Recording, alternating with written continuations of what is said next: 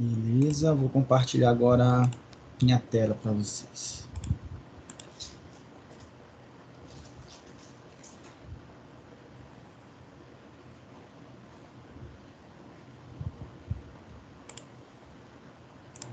Legal. Vamos lá. Bom, as notas já estão lá no portal, né? Não sei se todo mundo já viu. Tanto da atividade quanto da avaliação oficial 1 já estão lançadas lá. Assim como o link também das aulas, tá? Já está disponibilizado lá no Encontro 1. Então, tudo vai ficar lá no Encontro 1. Beleza? Muito provavelmente a avaliação oficial 2 também vai ficar lá no Encontro 1. Eu também vou colocar as instruções da atividade 2 também no Encontro 1. Então, tudo vai ficar reunido lá para facilitar achar esses links. Todos os links vão estar lá. Robert Beleza? Paulo. Opa! Pois, Paulo, fala aí. Robert, acabei de olhar o meu caso aqui e só está aparecendo o valor a nota da atividade em sala de aula. A oficial não está lá? Não. Para mim também não, só atividade só. Só a inteligência artificial, tá? E a tá ok, certo. agora atividade não. Tá, todo mundo que então, o aviso serve para todos, né?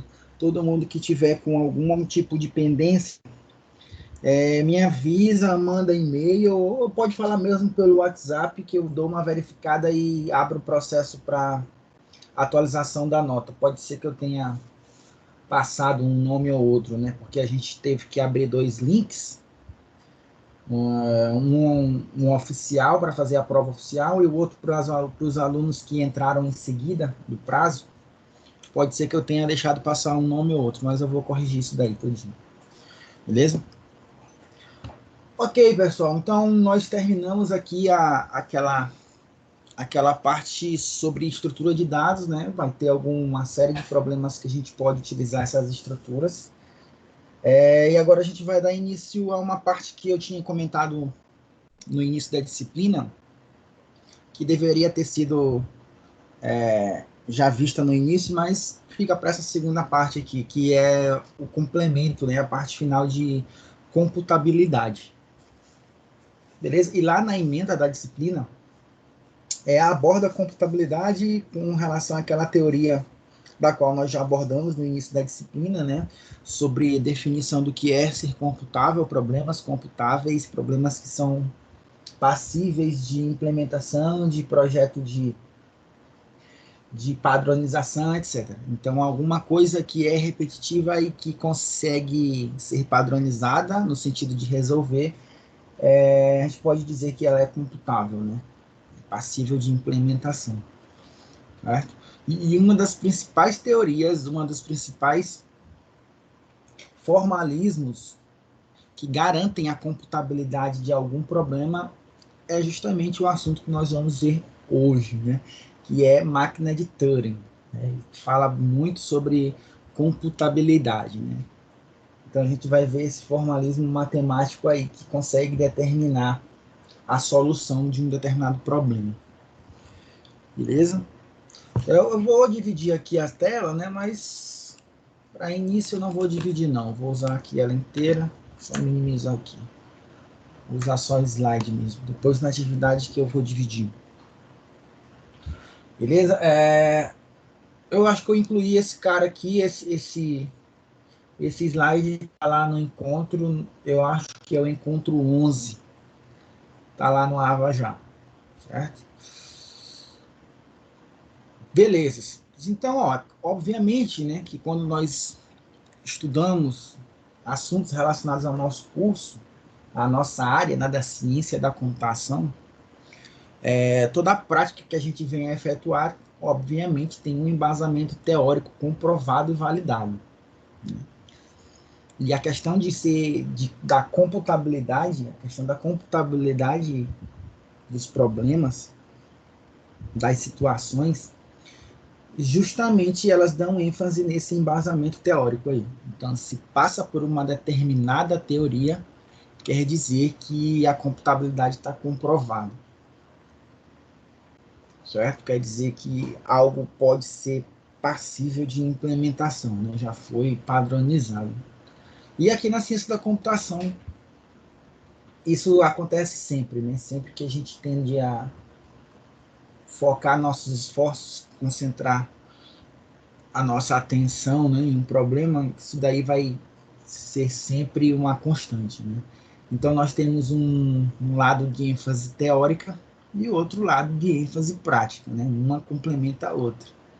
Então na computação essa ênfase teórica aborda as ideias fundamentais e modelos computacionais. Máquina de Turing, ela é basicamente um modelo, não é nem computacional, e sim matemático, lógico e matemático, que permite que qualquer implementação prática seja possível, certo? Então, na ciência da computação, a gente tem essa ênfase teórica, ideias e modelos, e a gente também tem a ênfase prática, né? Que são os projetos computacionais, obviamente, certo? Que mais? Tecnologias computacionais são construídas a partir de fundamentos da computação, obviamente, né?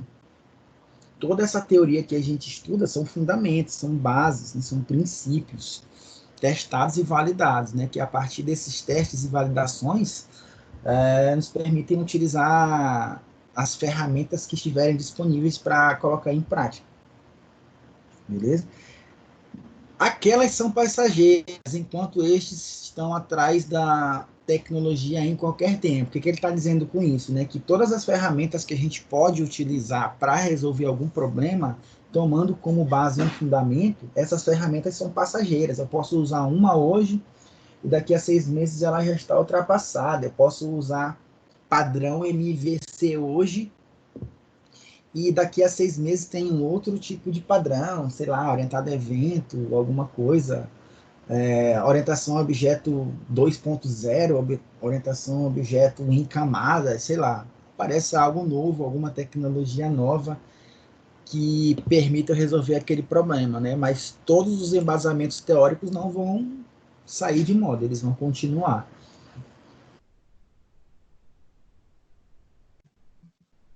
Olá, pessoal, boa noite.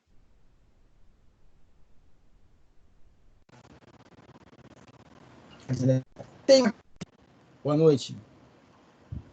O pessoal está querendo aqui. Beleza. Tem a parte aqui nostálgica da aula. Boa noite, Fala de senhores. teoria da computação, né? Boa noite, pessoal. Boa noite, Rodrigo. Início dos computadores, né? Início das máquinas que computavam informações, né? Como o próprio nome diz, computação é de computar, de calcular, né? Tem aqui a Abaco, a máquina de Babbage, que é uma máquina que fazia cálculo diferencial, né? Calculava polinômios na época, na Revolução Industrial. E o famoso ENIAC aqui dos Estados Unidos, né? Para enviar e receber informações de um ponto a outro do país. Certo? Então, independente da tecnologia que a gente utilize, embaixo vai ter os fundamentos teóricos da computação, né? Desde os anos 40 isso vem acontecendo. O assunto de hoje que a gente vai estudar é de 36 ou é 39, se eu não me engano, que começou a ganhar força. Então, senhores, máquina de Turing. Hoje a gente vai estudar esse formalismo lógico e matemático aí. Alan Turing foi o cara responsável por criar esse formalismo. Né? 36, introduzida por 36, né, Alan Turing. O que era? Era uma ferramenta para estudar a capacidade dos processos algorítmicos. Modelo abstrato, obviamente, não tinha aplicação prática, era só na explicação mesmo. E esse modelo ele existiu antes da implementação em si, do código em si funcionar. Né? Adiantando logo, o que ele inventou foi o algoritmo. Né? Ele inventou o algoritmo mesmo antes de existir esse tipo de padrão de resolução de problema. Então, o cara era muito bom. Certo? Só um minutinho.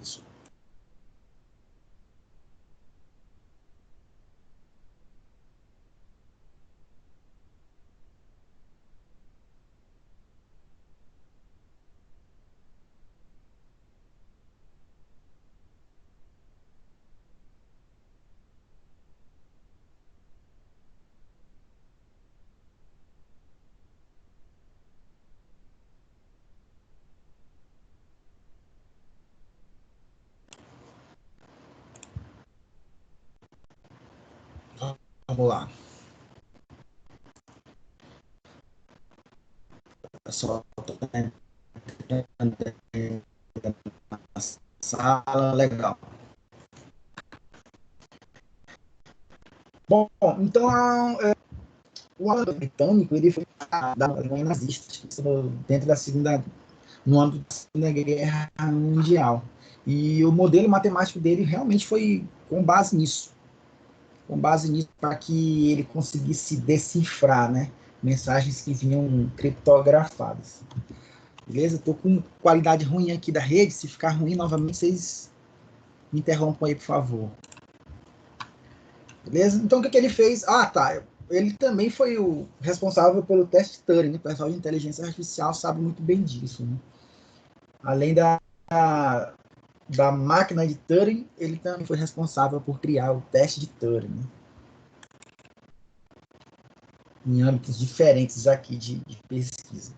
Tá? Então, o que é a máquina de Turing? Então, logo vou adiantar para vocês, é um modelo matemático, uma óctupla, que tem uma série de definições para cada elemento dessa óctupla, né? 8 elementos.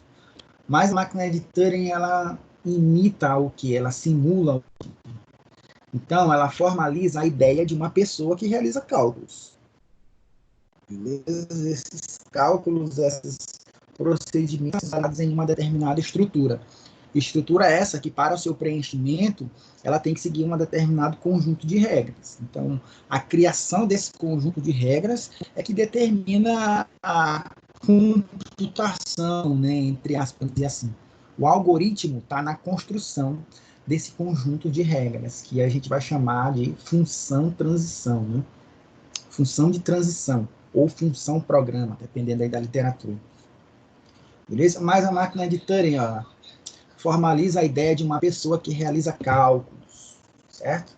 Acontece o que? Nesse momento, o procedimento é a simulação de uma situação na qual uma pessoa é equipada com um instrumento de escrita e pagador, isso hipoteticamente realiza cálculos numa folha de papel. Tá? Na verdade, é inserir informação, retirar informação, inserir informação, retirar informação, certo? A ideia é essa. A máquina de Turing ainda é hoje aceita como a formalização de um procedimento efetivo, né? Ou seja, uma sequência finita de instruções que podem ser realizadas mecanicamente e em tempo finito.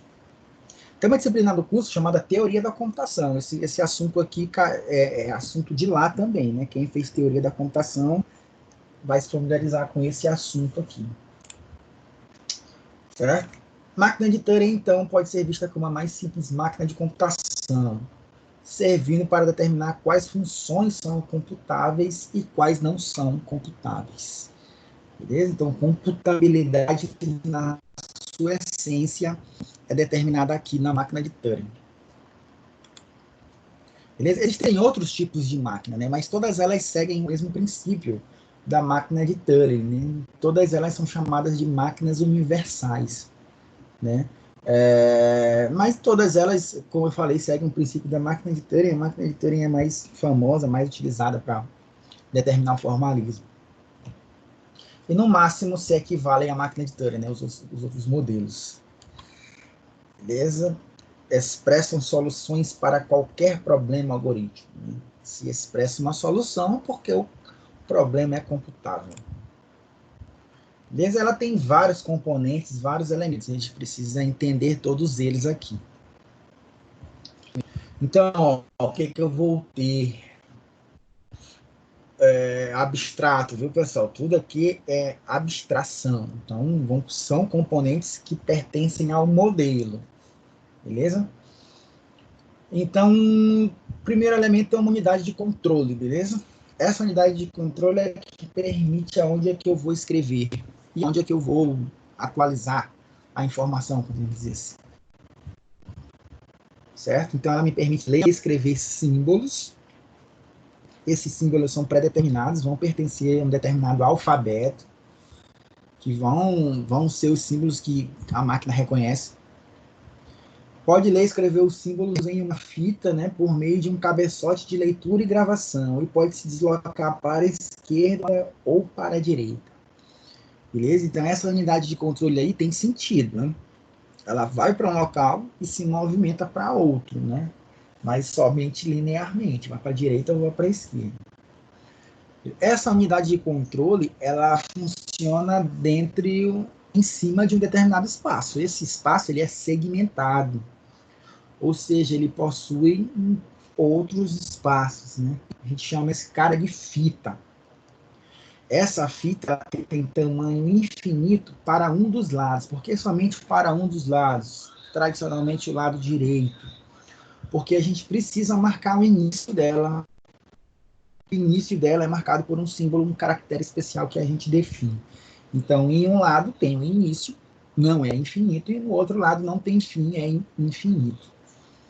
Beleza? Então, essa fita, entre aspas, né, ela é utilizada como dispositivo de entrada e saída e também dispositivo de memória. Olha só, né? Então o cara já estava em 36, em 39, ele já estava fazendo hipoteticamente que algum dispositivo computacional faria, né, para resolver algum problema.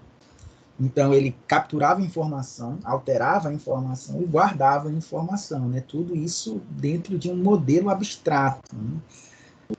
Então realmente é um marco aqui para a ciência da computação. Beleza? Então essa fita aí ela é segmentada, os caracteres vão ser impressos nela e ela é infinita para um dos lados. Beleza? Essas segmentações ou células armazenam qualquer elemento dentro de um conjunto finito de símbolos, né? Que vai ser o teu alfabeto. O pessoal que fez aí compiladores e também autômatos vai se familiarizar muito também, né? Porque tem muito aí de linguagem formal. Tem muita linguagem formal. Vai ter o estado, vai ter o alfabeto, enfim. Vai ter uma série de informações. Mas se a gente for parar para pensar, né? Essas definições aí da máquina de Turing é realmente o que um sistema computacional precisa, né? Ele precisa identificar caracteres, ele precisa aceitar esses caracteres, ele precisa alterar esses caracteres. Então, é realmente o princípio da resolução de um problema, né? Então, é um modelo para poder resolver um problema, qualquer tipo de problema, né? Um outro componente da máquina de Turing importantíssimo, se não o mais importante, é o cara que dá vida ao teu algoritmo, ou então a função de transição, né? Função programa ou função de transição, né? Essa função que comanda as leituras e gravações, comanda também o sentido do movimento e também define o estado que a máquina vai ficar. Ainda tem estado? Sim, vai ter estado, né? Antes de qualquer ação,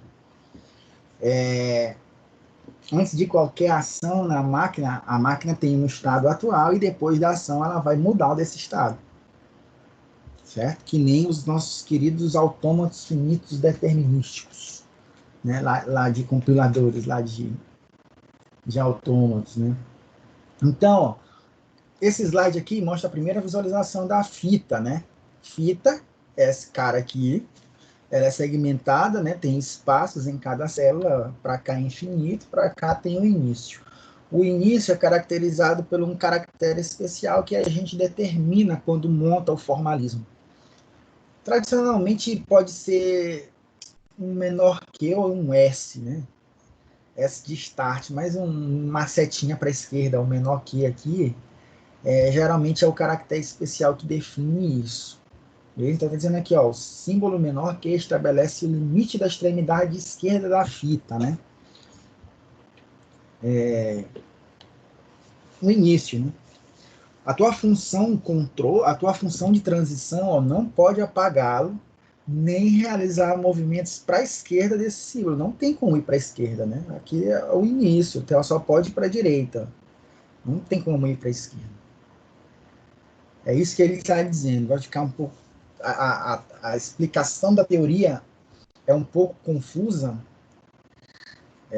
Vai ficar melhor quando a gente for para a prática, né? Ainda mais quando se trata de um modelo, né? Um modelo abstrato de computação, de resolução de alguma coisa. Mas isso daí vai fazer um pouco de sentido mais para frente. E aqui está mostrando também o cabeçote, né, de controle, A unidade de controle, ó, esse cara aqui, ó, um dos componentes da máquina de Turing. Esse carinha bem aqui que fica apontando para qual segmento ele tá no momento, né? Ele tá nesse segmento bem aqui. Ele pode ir para esse da esquerda, ou então ele pode ir para esse da direita. Obviamente ele se movimenta de uma em uma unidade, certo? Ó, falei dos componentes, né? Beleza. Agora a gente fala do funcionamento. Como é que ela funciona? Regras para o funcionamento da máquina de Turing. Vamos lá. Tem uma série de passos aqui. Beleza. 3 slides para isso. Ó, a máquina de Turing.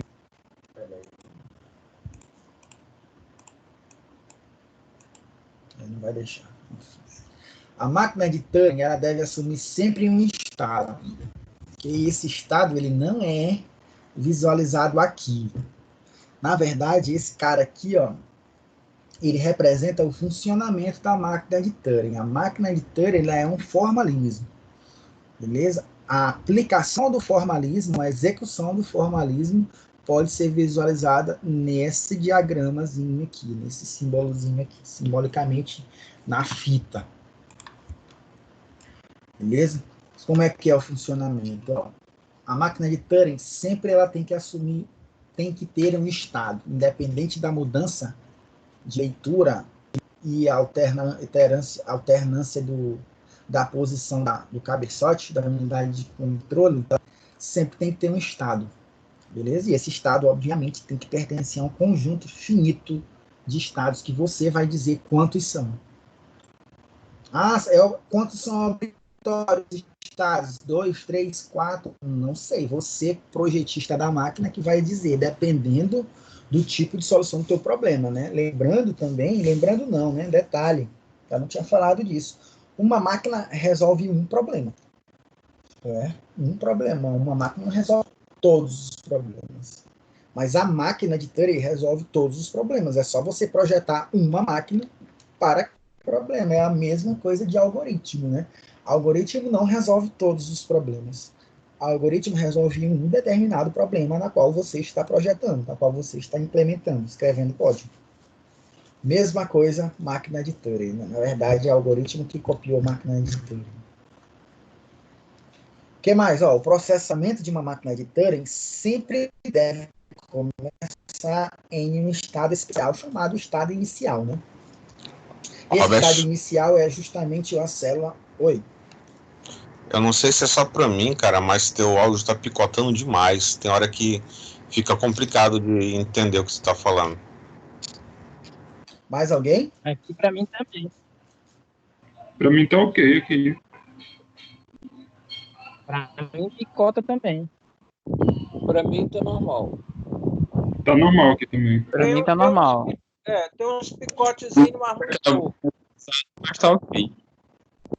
Beleza. Vamos fazer o seguinte, eu vou voltar de novo aqui, eu estava usando meu 4G, vou voltar de novo para ele, né? Aí eu troquei, voltei de novo para minha internet, aí reclamou de novo, eu vou voltar para o 4G. Só um minutinho. Porque, infelizmente, senhores, eu só tenho a TVN para me suprir, né? Não importa o quanto de velocidade eu coloque,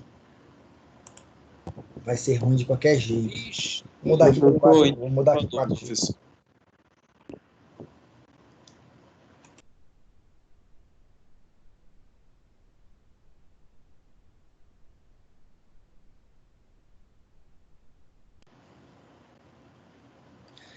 Legal. Vamos ver se meu plano consegue aí segurar aqui a aula, né? A gente consegue sim. Estou no 4G, vamos lá. Vamos lá, pessoal. Inicialmente, o processamento de uma máquina de Turing começa sempre em um estado especial, né? Chamado de estado inicial. Esse estado é justamente uma posição após o símbolo inicial, né? Esse cara bem aqui, ó. Certo? Inicialmente, a primeira célula da fita é preenchida com um símbolo especial de início, e a cabeça de leitura, a unidade de controle, é posicionada inicialmente na segunda célula da fita, ou seja, a célula seguinte a esse símbolo especial. No caso, esse primeiro azinho aqui. Beleza? Continuando, vamos lá. As células em branco, ou seja, que não fazem parte da palavra, da instrução, da informação, do código a ser processado, essas células são preenchidas com um símbolo especial, geralmente é o beta. Beleza? Assim como vai ficar aqui. Ó. Então, ó, tem uma fita inicial, que tem o símbolo especial aqui de início, e aqui logo eu tenho o código, a informação, o dado a ser processado, visualizado, aceito, etc. Né? A, B, B, A, B, B. Enfim, qualquer código, qualquer texto, qualquer informação que venha a ser processada. A partir daqui do B tem beta, né, que significa branco. Significa branco. Beleza? O que mais? Continuando sobre o processamento. Ó, quando o processamento ocorrer, o que deve ser observado? Estado e símbolo corrente da fita tem que ser observado. Certo? Que é justamente a qual o cabeçote ou unidade de controle está apontando, está posicionada, né? Tem que alterar os símbolos lá da célula, né? Tem que escrever alguma coisa lá.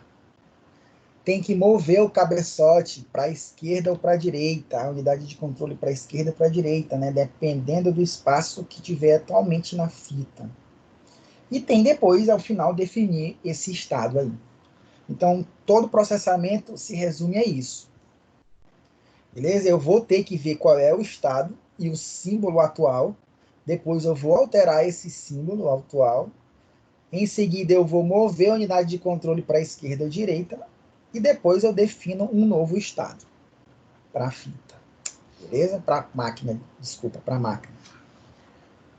A ação exata a ser executada é determinada por um programa. Que programa é esse? Todas as regras que compõem a minha função de transição, né? Justamente ao teu algoritmo, entre aspas, que comunica a unidade de controle o que deve ser feito com base na configuração, né? De acordo com o que você fez, né? O que você determinou. De acordo com a configuração em que a máquina de Turing se encontra. Beleza. Vamos lá.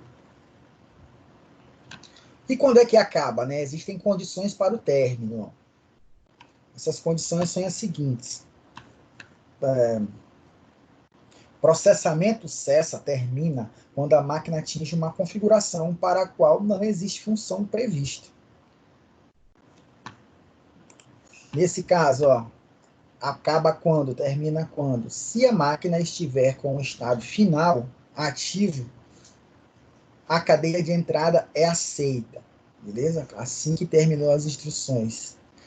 Assim que terminar as instruções, se o estado ativo não for final, a cadeia de entrada não é aceita. O teu código ele não é reconhecido, a informação ela não é válida. Ou então, se a máquina não parar, ou seja, se você nunca conseguir chegar no estado final, quer dizer que a cadeia de entrada também não é aceita e o código ele não está funcionando. Certo? Beleza, ó, ainda não é para entender aqui, né? Se alguém já entendeu sem ainda não tiver primeiro, se não tiver contato com a máquina de Turing, já entendeu aqui, muito bem, parabéns. Agora, quem não entendeu, não se preocupem. É para entender mesmo na prática, na resolução do exercício. Não se preocupem, não. É comum ter bastante dúvida nesse ponto. Tá? Então, a gente falou como é que ela é executada em cima de quê? Da fita e da unidade de controle, os elementos da fita e da unidade de controle. A gente viu como é o processamento, o funcionamento da máquina, e agora a gente está vendo a máquina, certo? Então, o formalismo, o modelo matemático, é esse cara bem aqui, ó. A definição é uma óctupla, um conjunto de 8 elementos. Beleza? Então, os 8 elementos são representados por esses carinhas aqui. Sigma é o primeiro elemento, né? Então, ele é um conjunto de alfabeto, é um alfabeto de símbolos de entrada, ou seja, um conjunto de símbolos. Beleza? Esses símbolos são os caras que vão compor a tua mensagem, ou então vão fazer sentido para identificar a tua mensagem. Nesse caso aqui, ó, o alfabeto é o A, o símbolo de menor que, o B e o beta, que representa branco. Então, esses símbolos compõem o meu alfabeto, né? Você pode também dizer que é tudo que aparece na fita. Então, os símbolos é o meu alfabeto. Eu tenho uma outra elemento dessa óctupla, S. S vai ser um conjunto de estados possíveis. Obviamente, também é finito. Então, eu vou ter tantos estados quanto eu determinar, quanto eu quiser. Depende da minha solução. Beleza? Nesse exemplo que a gente viu 3 slides atrás, ó, não tem mostrando os estados. Até porque ali é a fita, não é a máquina. Ok, então é um conjunto de estados. São números, letras também. Estado 1, estado 2, S1, S2, enfim. Eu tenho aqui meu delta, que é justamente o que representa a função de transição, ou minha função programa. Tá? Então ele tem um formalismo que representa mais ou menos assim.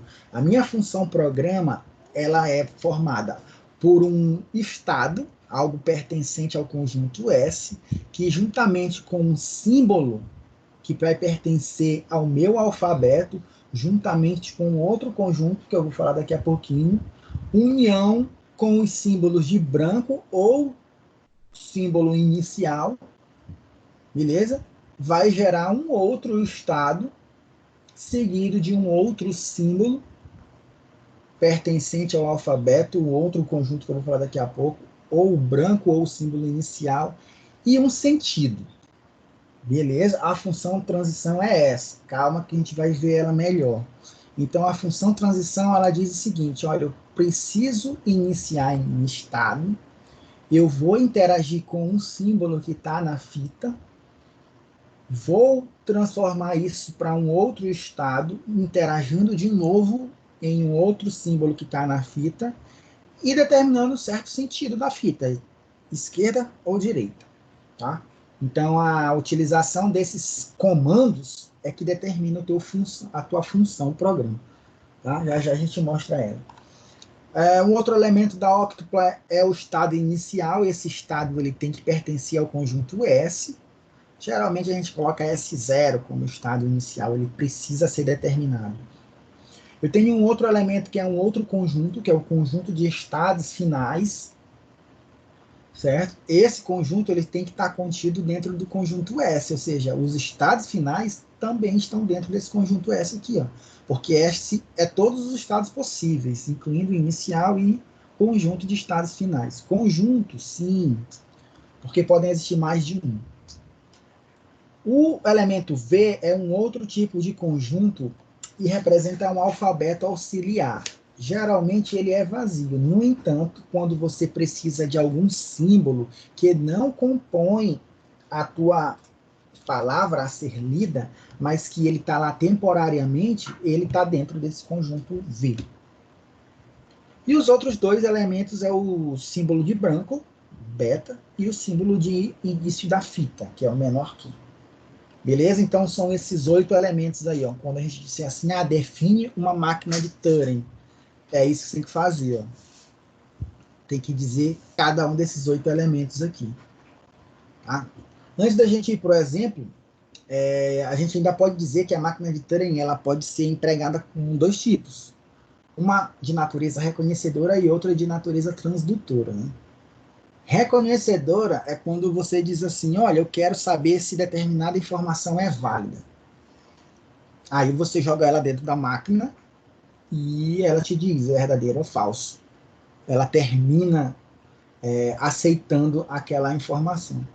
Ou então quando você diz assim, não, eu quero que essa máquina de Turing transforme a informação e me dê uma outra coisa.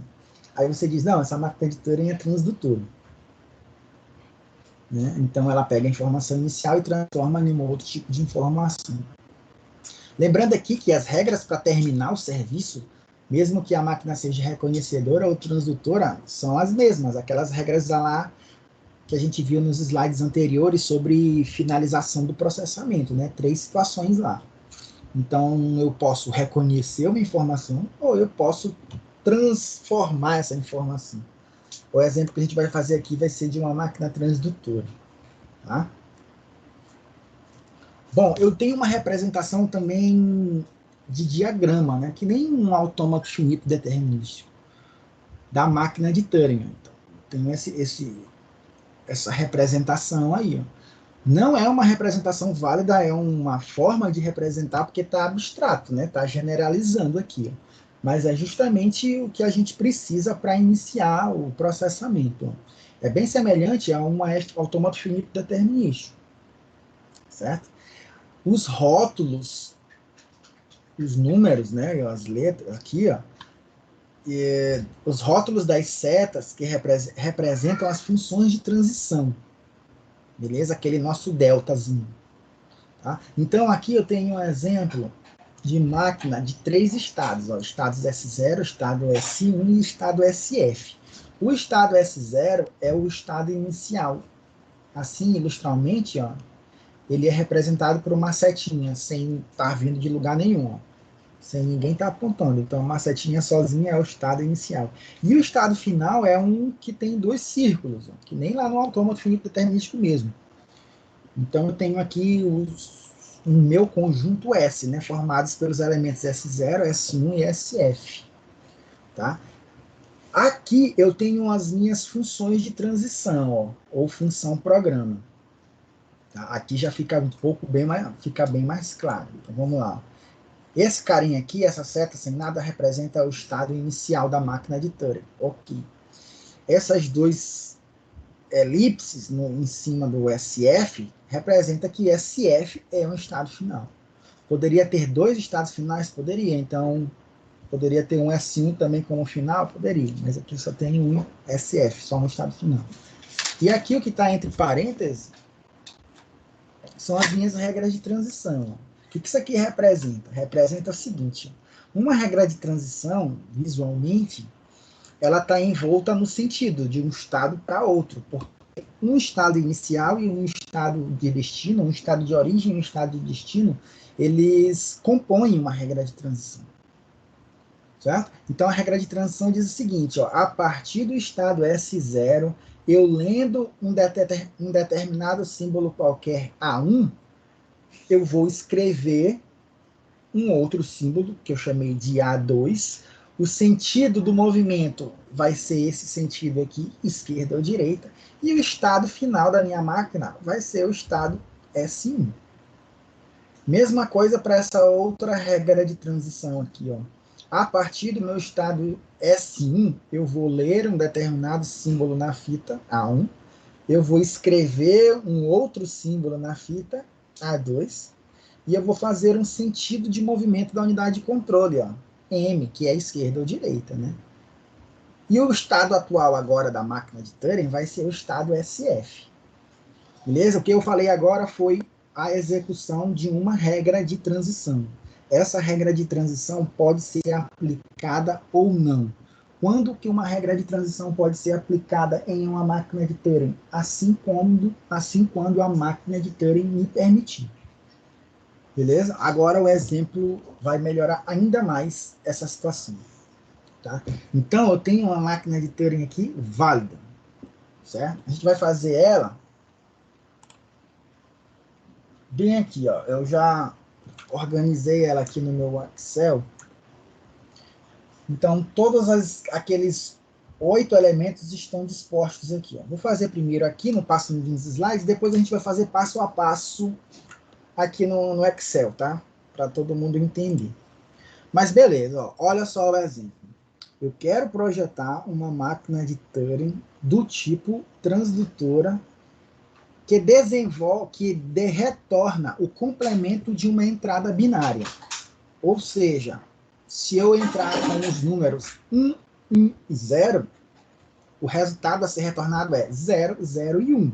Se eu entrar com os dados 1, 0 e 1, o resultado que a máquina de Turing tem que me retornar é 0, 1 e 0.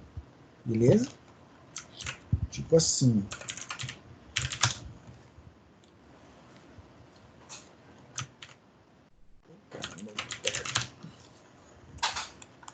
Entrada 0 e 1. E a saída tem que ser 1 e 0.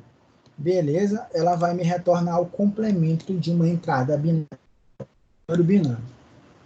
Então, se eu estou trabalhando com isso, eu vou só eleger que o meu alfabeto vai ser os números 0 e 1, né? Além de um símbolo de início e além de um símbolo de branco. Tá? Então, logo visualmente, eu já consigo elaborar a minha máquina, né? De forma de diagrama. Então, a minha máquina ela vai ter, ó, estado S0, estado S1, estado SF. Beleza? Eu acho melhor, vamos logo pro Excel, que vai ficar bem mais prático, bem mais rápido também. A gente não perde muito tempo. Vamos aqui, ó. Colocando aqui o slide do lado e o Excel do outro, tá? Não sei se vocês estão conseguindo ver aqui tudo no Excel, então fica...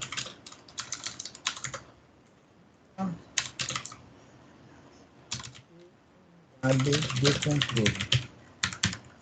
Beleza?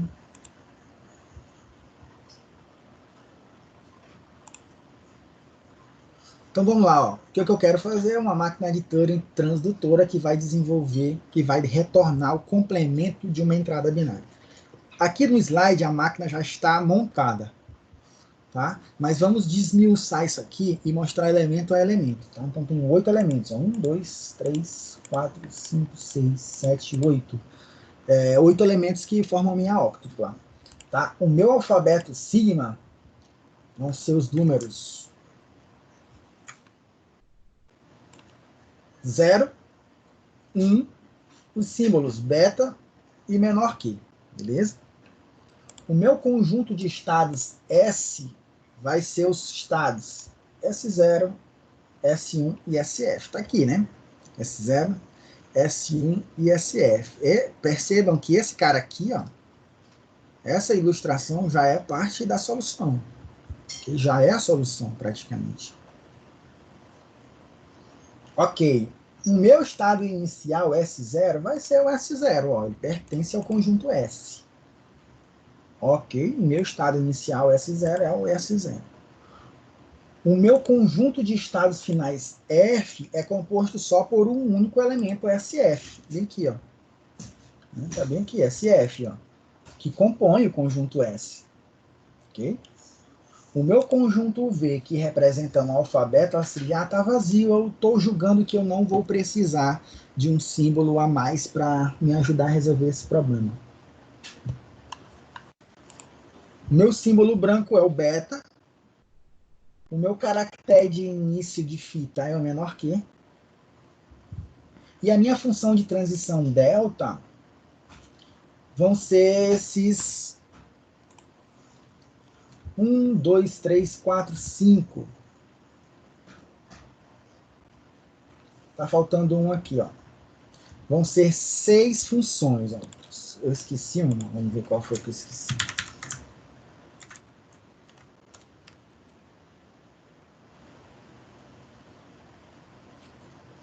Esse cara.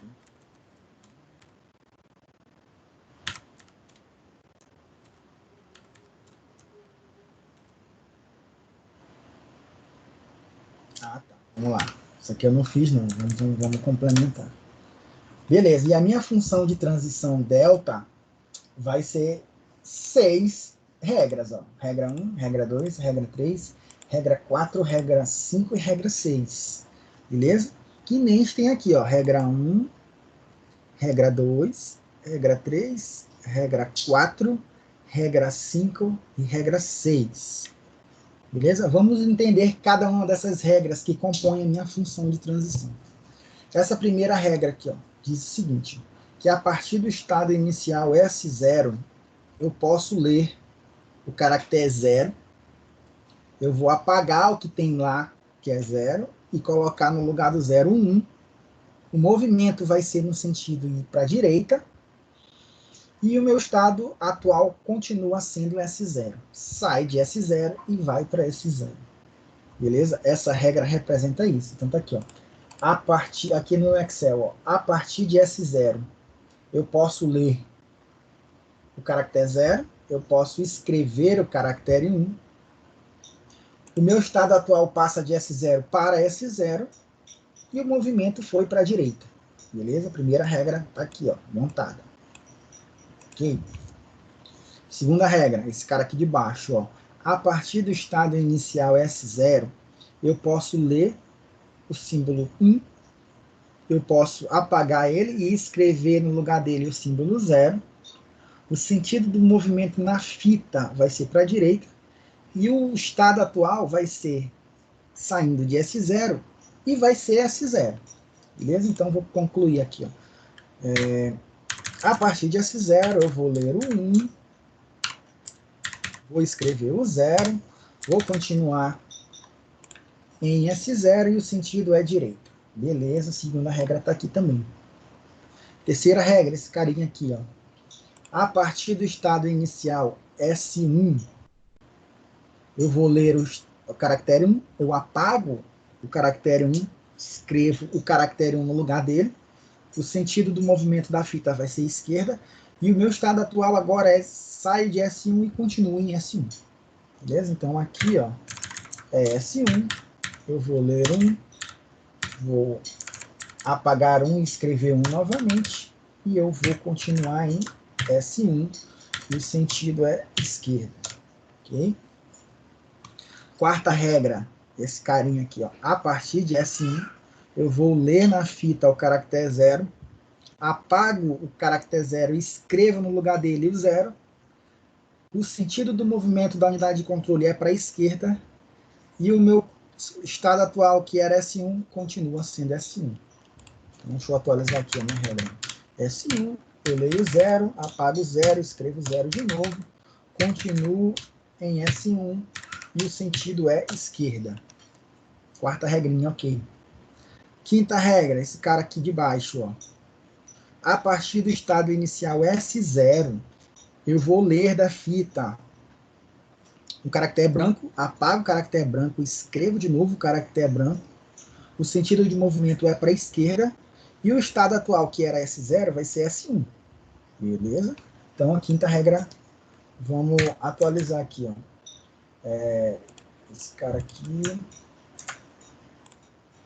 a partir de S0, eu vou ler beta, apago o que tem lá, escrevo beta novamente, eu vou parar em S1 e o sentido é esquerda. Beleza? E a última regrinha de transição, ó, que monta a minha função programa, é a partir do estado atual S1, eu vou ler o caractere de início, apago ele, escrevo ele de novo, e o sentido do movimento da fita é para a direita. O estado atual agora não é mais S1 e sim SF. Então aqui, de S1... Robert? Só um minutinho. Eu leio o estado inicial não, caractere inicial, escrevo ele novamente, vou para o estado final, SF. E o sentido do movimento é D. Ok. Sim, pois não? Eu acho que eu me embananei na função de beta, porque a gente estava executando o S1, ok? Estava parado lá em S1 e foi para a esquerda, Sim. certo?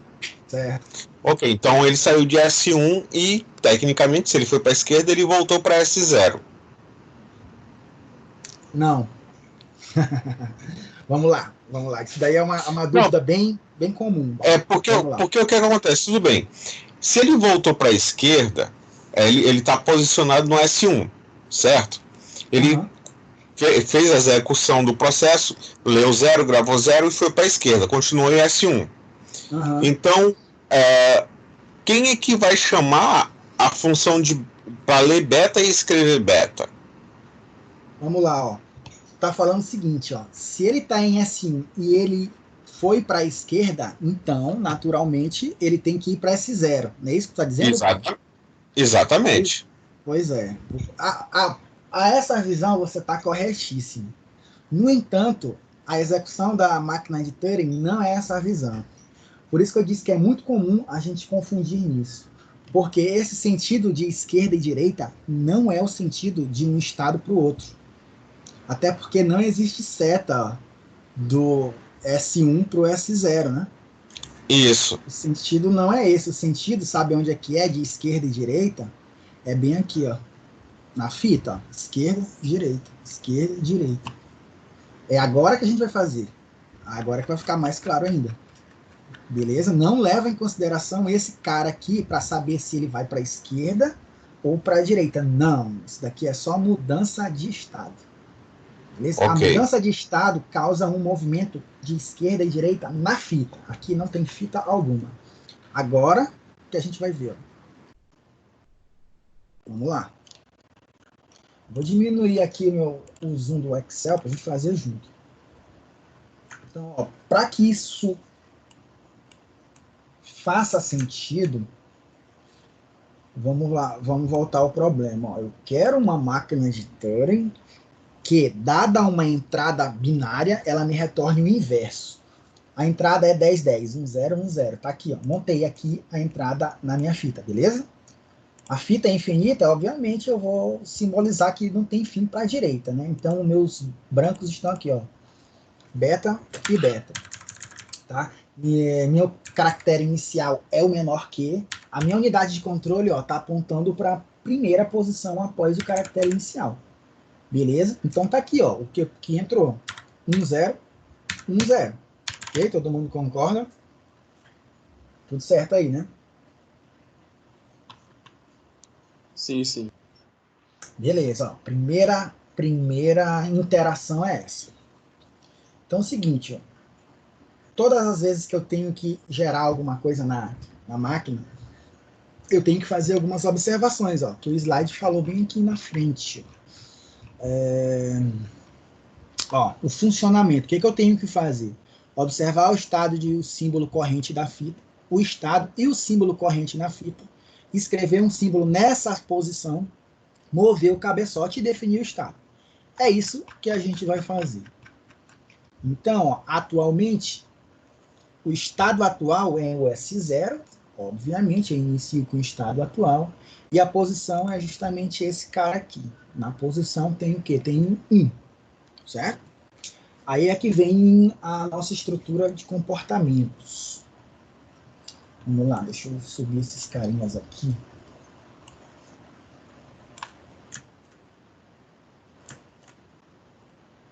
Pronto. Aí é que vem a nossa estrutura de comportamentos. A partir do estado atual, vou até colocar aqui o estado, ó, do lado. Estado. A partir do estado atual S0, eu tenho alguma regra que lê o 1. Por exemplo, eu tenho alguma regra que consegue capturar a informação do 1. Por que a informação do 1? Porque a fita está apontando para o 1, né? Então é a partir daqui que eu tenho que ter comportamento. Então eu tenho que ver no meu algoritmo, nas regras que eu montei como projetista da máquina. Tem regra que lê uma, tem várias regras que lê uma. Tenho essa, duas apenas, né? Tenho duas. Tem uma com S0 e tenho outra com S1. Meu estado atual é S0, então, obviamente, ó, a regra a ser usada é esse cara aqui, ó. Certo? A partir de S0, lendo 1, eu vou fazer o quê? Apago 1, escrevo o 0, o estado atual continua sendo S0 e o movimento da fita é direito. O movimento da cabeçote é direito. Certo? Então, esse cara daqui, ó, ele vem para movimento direito. Beleza? E aqui, ó, eu tinha lido 1, eu apaguei 1 e escrevi 0. A regra que está dizendo isso. Beleza? 0. O resto fica igualzinho.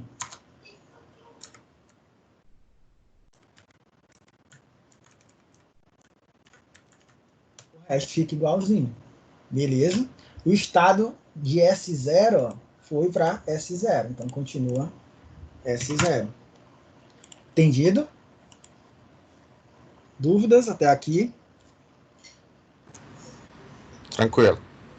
Beleza, ó. Então a minha fita aqui, ó, tá igualzinha como o do slide, ok? Tem várias condições de parada, né? Quando eu chegar no estado final é que eu vou saber se parou ou não, ok? E também eu vou saber se eu fiz o que a máquina tinha que fazer ou não. Ok, então eu continuo. Estado atual, S0. Posição atual da fita, esse carinha bem aqui, ó. Tá no 0. Então tem alguma coisa que eu consiga ler S0 a partir de S0? Tem alguma regra que me permita fazer isso? Tenho. Bem aqui, ó. Eu consigo ler 0 aqui e eu consigo ler 0 aqui, ó. Só que esse cara aqui é no estado S1. Eu não estou no estado S1, eu estou no estado S0. Ó. Então, esse cara, ele diz que eu tenho que fazer o quê? Ó? Eu vou ler o 0, eu apago o que tem lá, escrevo 1 e o sentido é direita. Esse cara, ó, sai daqui e vem para cá. Beleza? Então, eu apago o que está lá, que é 0, coloco 1. Beleza? Todo o resto eu repito. 0, 1, 0, beta. Beleza? E aqui ele diz o quê? O estado é S0 também. Professor, qual foi a regra utilizada? Oi? Qual foi A regra foi esse utilizada? cara aqui, ó. Foi esse bem aqui, ó. Lê 0 a foi partir de assim. S0. Certo? Aí me gerou esse terceiro aqui. Eu poderia utilizar essa de baixo também? Não. Não poder. Só tem uma opção aqui. Porque eu estava no S0 e eu tinha que ler 0. Não tem nenhuma outra que me permite fazer isso. Ler 0 a partir do S0 só tem uma. Entendi. Beleza? Já estou transformando aqui a informação Entendi. da minha fita. Ah, tá desse jeito aqui, ó. O estado atual é S0. Não é, é final, então eu não vou parar, não. Vou continuar lendo, ó. De novo, do meu estado S0, a partir do meu estado S0, levando em consideração o estado atual da controladora aqui da fita, eu consigo ler 1? Tem regra para isso? Tem, né? A gente até já usou essa regra bem aqui, ó. Né? Vou numerar aqui as regras. 1, 2, 3, 4, 5, 6.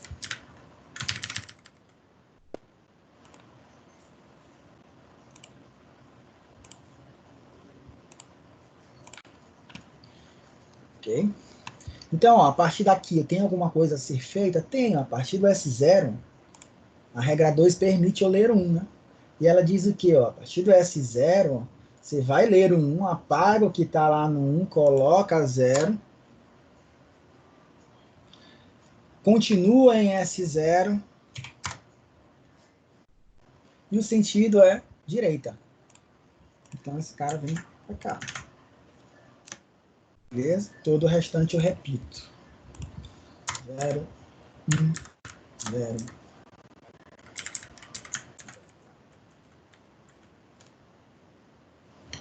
Beleza? Ó, 0, 1, 0, 0, 0, 1, 0, 0. Ok? Certinho. O estado atual é S0, ela não terminou, ela continua executando a máquina. A máquina está sendo executada, as regras estão aqui. Está usando a fita para executar. Beleza? A partir de S0, tem alguma coisa que permita eu ler 0? Tem, ó. A regra 1. Que inclusive a gente até usou. A regra 1 diz, ó. Tá lá em S0, tá lá, a partir de S0, lê o 0, apaga ele, coloca 1 no local e vai para a direita. Ó. Continua em S0. Esse cara aqui vai para a direita. O resto eu repito, né?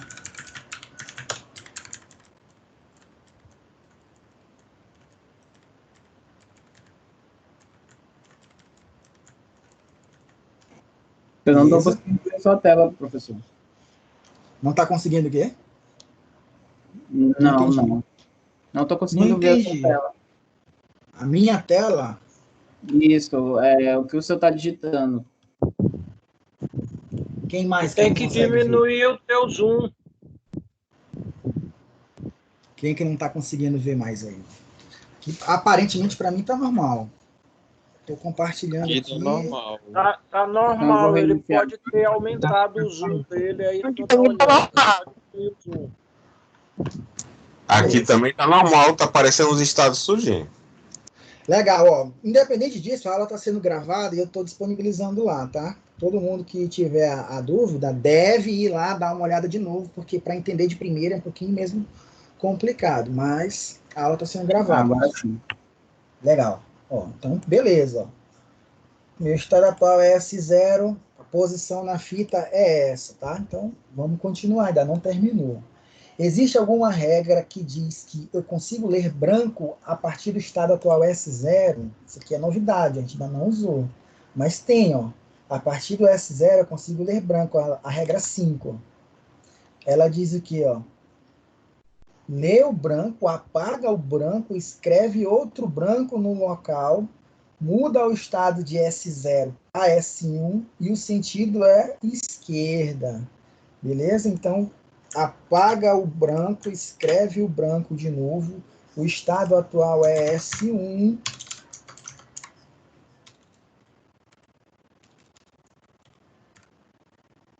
E o sentido é esquerda. Beleza? O resto eu repito.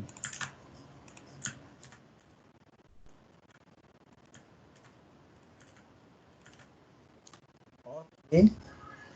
Vamos ver aqui justamente. Certo? Estado atual agora é S1.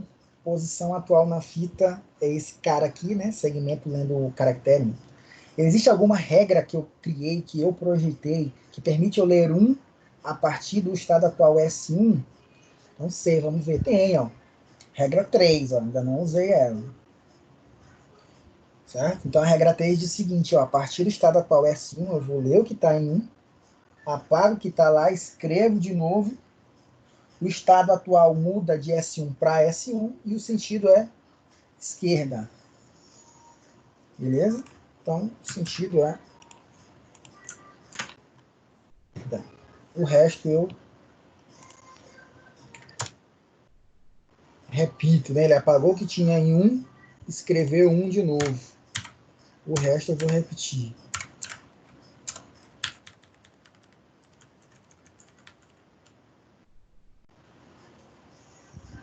Beleza? Estado atual S1.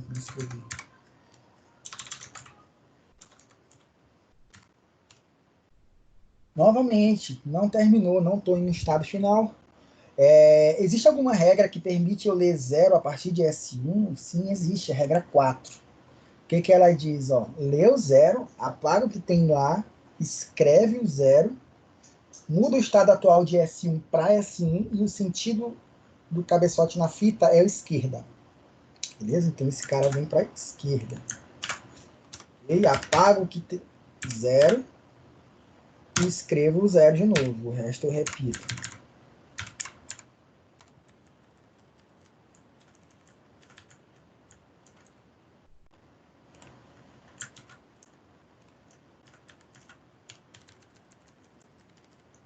O estado atual continua sendo S1. Beleza? Esse cara aqui, ó, nesse slide agora. Novamente, estado atual não é estado final, S1 não é estado final. Então, existe alguma regra que a partir de S1 eu consiga ler 1? Sim, existe, ó, regra número 3. E ela diz aqui, ó, lê o 1, apaga o que tem lá, escreve 1, muda o estado de S1 para S1 e o sentido é esquerda. Beleza? Sentido esquerda, para esquerda. Beleza? Apaga o que tem 1, escreve 1, o resto se repete.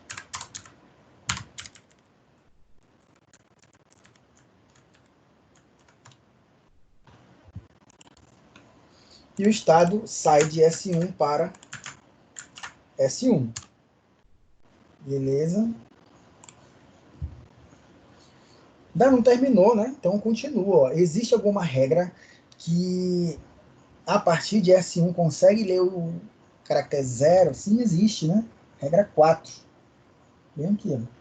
que ela diz? Ó, lê o que está lá, que é 0, apaga, escreve o 0, muda o estado de S1 para S1 e o sentido é esquerda. Beleza? Então, vamos lá. O sentido é esquerda.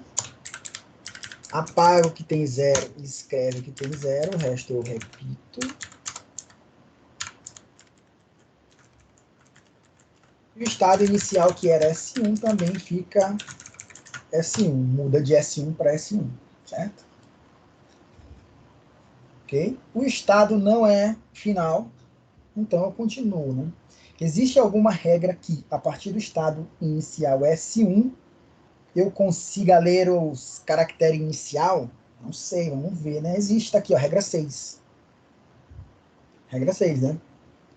O que ela diz? Ó, a partir de S1, lê o que está lá, que é o caractere inicial, apaga ele, escreve ele novamente, vai para a direita e o estado atual vai de S1 para SF. O resto eu repito, né?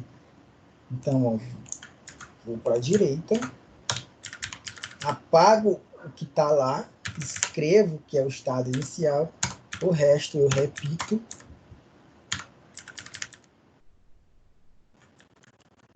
O estado atual agora é o SF. Opa, o estado é um estado final? Sim, é um estado final. A fita está no início, no local de início? Sim, ela está no local de início. O resultado é o resultado que era esperado? Era o resultado que tinha que ser processado? É o resultado que tinha que ser processado. Uma vez que ele entrou 1, 0, 1, 0, eu tinha que me retornar 0, 1, 0, 1. Ou seja, o teu algoritmo funcionou, a tua máquina de Turing resolve esse problema porque tem regras suficientes para que transforme a informação de entrada da fita de um jeito para o outro. Beleza? O que foi feito aqui é um algoritmo, senhores, mesmo sem existir algoritmo. Então, o cara criou uma abstração, criou um modelo matemático que, mediante algumas regras, conseguia resolver qualquer tipo de problema, né? Uma vez que todos os problemas podem ser codificados dessa forma aqui, ó, então, uma máquina que tem um determinado poder de computacional, poder de processamento, pode fazer isso aqui tranquilamente, né? Pode ir para a direita, ir para a esquerda e resolver isso da melhor forma possível. Obviamente, escrevendo essas regras aqui direitinho. Certo, senhores? Então, esse cara aqui é a comprovação que alguma coisa é computável. Então, qualquer coisa que consiga ser resolvida pela máquina de Turing, ela é passível de ser implementada. Beleza, pessoal? Dúvida com relação a algum passo aqui? Beleza. Viu, Paulo? O sentido aqui não é com relação aos estados, e sim com relação à fita. Não, aí agora depois dessa explanação ficou bacana de entender. Agora ficou bem mais claro, porque a explicação desse assunto aqui, né, a parte teórica, ela confunde o máximo possível. Enche de regras, enche de formalismo, mas quando, na verdade, a gente vai ver um procedimento simples, né? Essa simplicidade aqui é que torna o modelo altamente genial, né? Porque esse daqui foi inventado, ó só, em 36, em 39, né? E até hoje é base para qualquer resolução de problema, né? Para qualquer tipo de resolução de problema. Opa! Deixa eu Tem lhe mais? perguntar. Eu não sei se foi eu que não prestei atenção ou algo do tipo, mas essas 6 regras aí já são pré-estabelecidas ou é alguém que estabelece? Pois é, ó. A máquina, você tem que determinar esses 8 carinhas aqui, né? Aqui no meu Excel que estou apontando, ó. Você tem que determinar o alfabeto e você diz, são esses números aqui. Você tem que determinar o número de estados, são 3, e são o S0, S1 e SF. Você tem que dizer que, dentre esses 3 estados, quem é o inicial? É o S0. E quem são os finais? É só o SF. Ok. Você tem que determinar quem é o alfabeto auxiliar. Não estou usando aqui, não preciso. O alfabeto auxiliar seria, assim, determinada função, determinado procedimento. Aqui no terceiro, eu colocasse um P aqui, ó. Só para marcar alguma coisa. Esse P ele não faz parte da mensagem, né? Mas eu estou só marcando ele aqui, para depois eu trocar de novo. Então, esse P seria um alfabeto auxiliar, não estou usando. Você tem que definir o símbolo para representar os brancos, você tem que definir o símbolo para representar o início da fita, e você tem que fazer a alma da máquina, né? As regras da máquina, que são esse conjunto de coisas aqui, ó. Isso aqui você tem que determinar. Ah, são obrigatoriamente 6? Não. São quantos você achar necessário. Beleza? São quantos você achar necessário. Se vocês perceberem, isso daqui tem um determinado comportamento, essas regrinhas assim.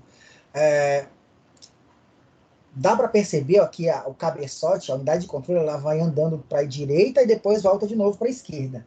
Certo? Quando eu envio ela para a direita, ó, veio para a direita, seguindo esse sentido aqui, ó.